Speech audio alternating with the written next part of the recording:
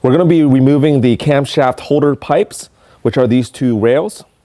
And we're going to work from the outside in diagonally, finally ending in these two bolts. And then after this side is done, we're going to go slowly work all the way across.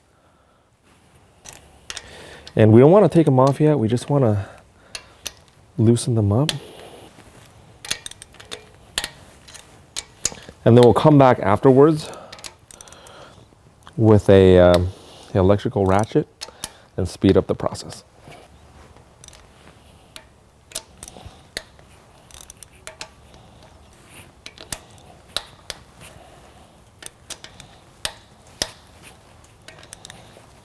The manual recommends a crisscross motion where you're going diagonally across on the bolts, but this usually works fine.